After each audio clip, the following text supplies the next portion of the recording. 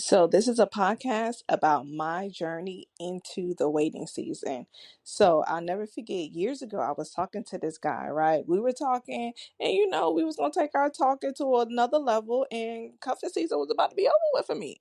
So, I remember going to GOD and telling him, there's this guy, like, I know you know about him, I like him and stuff like that, and I want you to bless our mess and everything. And, there's a possibility that I know that if I get with such and such, I'm pretty much halfway to hell, but I still want you to bless it.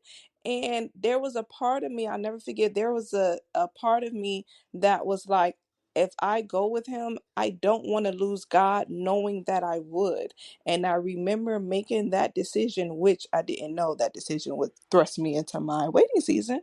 And I remember telling God, I don't want to lose you in this. If anything, I would choose you over him. Well, God told me straight up, no, I can't be with him. And since you chose me, let me take you into this waiting season.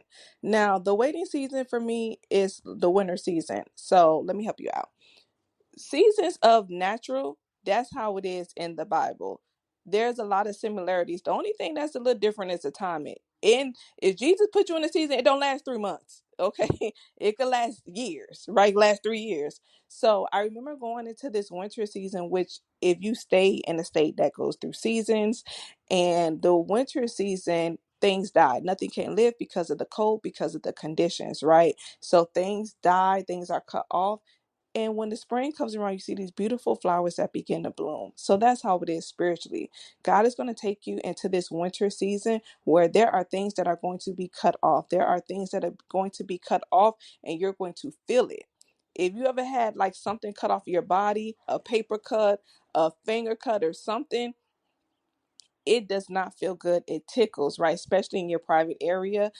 It hurts. And so, but God does that so that way he's cutting away some things, so obviously new things can grow. So a journey, metaphorically, n- is like a self-development for you. Is God transforming you into the person that he's called you to be? So there are obstacles that you're going to go through, right? I had the Lord told me that I would have to go through all of this lying on your name. People just don't like, they just wake up and pick you, to just don't like a love triangle that I had to take myself out of prayer team to sit myself down for, stop attending church for quite some time, getting in the fights because people lying physically and metaphorically, falling out with people that's close to me, having people that's close to you steal from you. I would have told God no. I don't see the purpose of this waiting season. I don't know why you picked me from this waiting season. You got all these other kids out here. I do not want to go through this. But in the waiting season, and I just thank God that he dealt with me in my immaturity, and he treated me how he saw me as the person that he has called me to be, because I had to learn to make the right decisions. I had to learn to stop relying on myself and to rely on him so that way he can help me. The more you talk to God, the closer you guys get. It's almost like your best friend. There are some things that you're going to tell your best friend that you're not going to tell your coworker. There are some things you might tell your favorite cousin that you're not going to tell your siblings. That's just how it is. And so that's how it is with God. There are some things, the closer that you guys are, he's going to tell you first before you hear from a pastor, before you hear from an Instagram sermon. He's going to let you know that first, right? Because a lot of times it's to prepare you for where you're going. And it's a lot of times that he trusts you, that you're not going to open up your mouth and say everything that he has told you. So you guys build a close relationship in this waiting season. But I thought that all of this would go away because I'll have perfect attendance in the church.